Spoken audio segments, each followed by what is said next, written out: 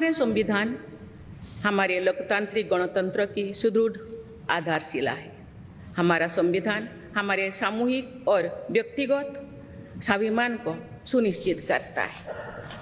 आज कृतज्ञ राष्ट्र की ओर से मैं संविधान सभा के सदस्यों और कर्मियों को श्रद्धांजलि अर्पित करती हूँ। ये देश का सौभाग्य है कि संविधान सभा के अध्यक्ष डॉक्टर राजेंद्र प्रसाद ने तथा प्रारूप समिति के अध्यक्ष डॉक्टर बाबा साहेब अम्बेडकर ने संविधान निर्माण की यात्रा का मार्गदर्शन किया। बाबा साहेब अम्बेडकर ने प्रगतिशील और समावेशी सोच की छाप हमारे संविधान पर अंकित किया है। संविधान सभा में बाबा साहेब के ऐतिहासिक संबंधों से ये तथ्य स्पष्ट होता है कि भारत लोकतंत्र की जननी है। अपने लोकतंत्र पर गौरव की इसी भावना के साथ आज हम सब इस विशेष अवसर पर एकत्र हुए। ये अवसर संविधान सभा की 15 महिला सदस्यों के योगदान को स्मरण करने का भी है। हमें उन अधिकारियों के अमूल्य योगदान को भी याद रखना चाहिए जिन्होंने नेपथ्य में रहकर काम किया। उनकी कार्यनिष्ठा ने संविधान निर्माण की प्रक्रिया को सुचारू रूप से आगे बढ़ाया। उनमें प्रमुख भूमिका श्री BN राव की थी, जो संविधान सभा के संवैधानिक सलाहकार थे। मैं संविधान सभा के सचिव श्री HBR अंगगर, संयुक्त सचिव श्री SN मुखर्जी और उप सचिव श्री जुगल किशोर खन्ना को भी उल्लेख करना चाहूँगी। माननीय सांसदगण, स्वतंत्रता के 75 वर्ष पूर्ण होने पर मैं सभी देशवासियों ने आज़ादी का अमृत महोत्सव मनाया। आगामी 26 जनवरी को हम अपने गणतंत्र की 75वें वर्षगांठ मनाएंगे। इस तरह के समारोह हमें अब तक की यात्रा का अवलोकन करने और आगे की यात्रा की बेहतर योजना बनाने के अवसर प्रदान करते हैं।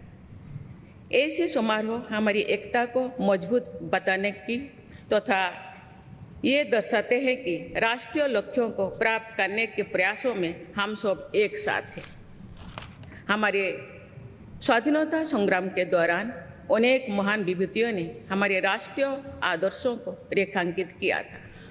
हमारी संविधान सभा में हमारे देश की विविधता को अभिव्यक्ति मिली थी।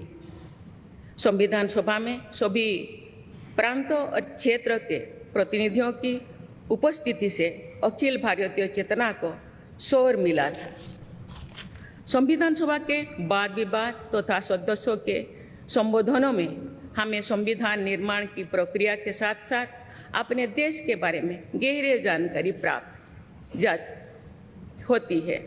आज जिन पुस्तकों का विमोचन किया गया तथा जो शॉर्ट फिल्म्स दिखाई गई, उनमें लोगों को हमारे संविधान निर्माण के गौरवशाली इतिहास का परिचय प्राप्त होगा।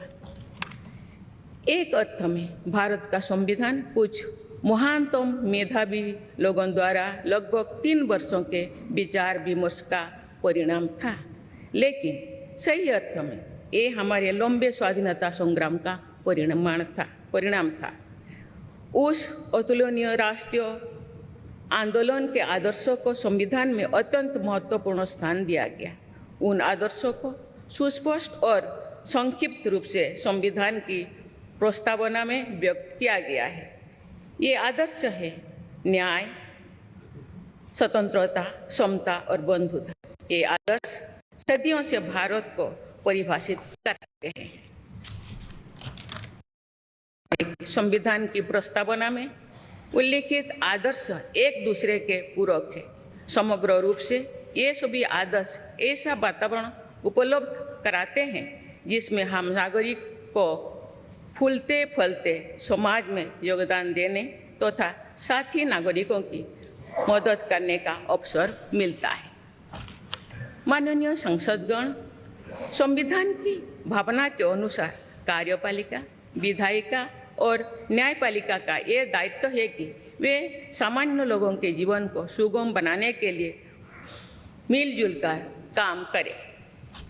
संसद द्वारा पारित किए गए अनेक अधिनियमों से जन आकांक्षाओं को अभिव्यक्ति मिली है। देश के आर्थिक एकीकरण के लिए स्वतंत्रता के बाद का सबसे बड़ा टैक्स सुधार गुड्स एंड सर्विसेज टैक्स को के रूप में किया गया है। वर्ष 2018 में राष्ट्रीय पिछड़ा बल आयोग को संवैधानिक दर्जा प्रदान किया गया है। वुमेन लेड डेवलपमेंट की सोच को यथार्थ रूप देना सामाजिक न्याय के संवैधानिक आदर्शों को प्राप्त करने के लिए अनिवार्य है। नारी शक्ति बंधन अधिनियम द्वारा हमारे लोकतंत्र में महिला सशक्तिकरण के एक नए युग की शुरुआत की गई है। दंड के स्थान पर न्याय तथा अपराध के स्थान पर सुरक्षा की भावना पर आधारित भारतीय न्याय संहिता, भारतीय नागरिक सुरक्षा संहिता और भारतीय साक्ष्य अधिनियम को पारित करके सांसदों ने आधुनिक सोच को अपनाने का प्रभावशाली परिचय दिया है। ऐसे अनेक अधिनियमों को पारित करने के लिए मैं सभी सांसदों की सराहना करती हूँ। पिछले कुछ वर्षों के दौरान सरकार ने समाज के सभी वर्गों, विशेषकर कमजोर वर्गों के लोगों के विकास के लिए अनेक कदम उठाए हैं। ऐसे निर्णयों से लोगों का जीवन बेहतर हुआ है तथा उन्हें प्रगति के नए अवसर मिल रहे हैं। गरीब लोगों का अपना पक्का घर मिल रहा है, बिजली, पानी, सड़क की सुविधा मिल रही है, खाद्य सुरक्षा और चिकित्सा सेवाएं मिल रही है। देश में बड़े पैमाने पर विश्व स्तर का इंफ्रास्ट्रक्चर बनाया जा रहा है। समग्र और समावेशी विकास के ऐसे अनेक प्रयास हमारे संवैधानिक आदर्शों को आगे बढ़ाते हैं। इस प्रयासों के लिए मैं सरकार की सराहना करती हूँ। उच्चतम न्यायालय के प्रयासों से देश की न्यायपालिका हमारे न्याय प्रणाली को और अधिक प्रभावी बनाने के लिए अनेक प्रयास कर रही है। न्यायपालिका विचाराधीन कैदियों को और जेल सुधार के विषयों पर भी कार्यरत है। हमारे देश में मूलभूत अधिकारों का दायरा समय के साथ विस्तृत होता रहा है। अपेक्षाकृत कम साधन संपन्न लोगों को कानूनी सहायता प्रदान करने के संवैधानिक निर्देश प्रति जागरूकता और सक्रियता बढ़ रही है। माननीय सांसदगण, कार्यपालिका, विधायिका और न्यायपालिका के साथ साथ सभी देशवासियों की सक्रिय भागीदारी से हमारे संवैधानिक आदर्शों को शक्ति मिलती है। हमारे संविधान में प्रत्येक नागरिक के मूल कर्तव्यों का स्पष्ट उल्लेख किया गया है। भारत की एकता और अखंडता की रक्षा करना, समाज में समरसता की भावना का निर्माण करना, महिलाओं के सम्मान को सुनिश्चित करना, पर्यावरण की रक्षा करना, वैज्ञानिक दृष्टिकोण को अपनाना, सार्वजनिक संपत्ति की सुरक्षा करना तथा राष्ट्र को उपलब्धियों की नई ऊंचाई तक ले जाना नागरिकों के मूल कर्तव्यों में शामिल है। हमारा संविधान एक जीवंत और प्रगतिशील दस्तावेज है। बदलते समय की मांग के अनुसार नए विचारों को अपनाने की व्यवस्था हमारे दूरदर्शी संविधान निर्माताओं ने बनाए थे। हमने संविधान के माध्यम से सामाजिक न्याय और समावेशी विकास के अनेक बड़े लक्ष्यों को प्राप्त किया है। नई सोच के साथ हम भारत को विश्व समुदाय में नई पहचान दिला रहे हैं। हमारे संविधान निर्माताओं ने भारत को अंतर्राष्ट्रीय शांति और सुरक्षा को मजबूत बनाने में महत्वपूर्ण भूमिका निभाने का निर्देश दिया है। आज एक अग्रणी अर्थव्यवस्था होने के साथ साथ हमारा देश विश्व बंधु के रूप में ये भूमिका बेखूबी निभा रहे हैं। हम विश्व समुदाय में उपलब्ध अच्छे विचारों विनम्रता के साथ आत्मसात करने के लिए भी तत्पर रहते हैं। देश की जरूरतों के मुताबिक उत्कृष्ट विचारों और पद्धतियों को अपनाने की इसी भावना का उदाहरण हमारे संविधान निर्माताओं ने प्रस्तुत किया था। संविधान सभा के दूरदर्शी सदस्यों ने हमें एक प्रेरणादायक संविधान दिया जो अन्य देशों के लिए भी एक आदर्श साबित हुआ है। संविधान सभा के अध्यक्ष और मेरे प्रतिष्ठित पूर्ववर्तियों में सर्वप्रथम डॉक्टर राजेंद्र प्रसाद ने वर्ष 1949 में आज ही के दिन अपने भाषण में एक विचार व्यक्त किया था कि संविधान को जीवंत बनाए रखना उन लोगों पर निर्भर करता है जो उसका संचालन करते हैं। उन्होंने ये भी कहा था कि कई चीज़ें जो संविधान में नहीं लिखी जा सकती उनका संचालन परंपराओं के आधार पर किया जाता है। उन्होंने ये अपेक्षा व्यक्त की थी कि हमारा देश आवश्यक सामर्थ्य अर्जित करेगा और समुचित परंपराएं विकसित की जाएगी।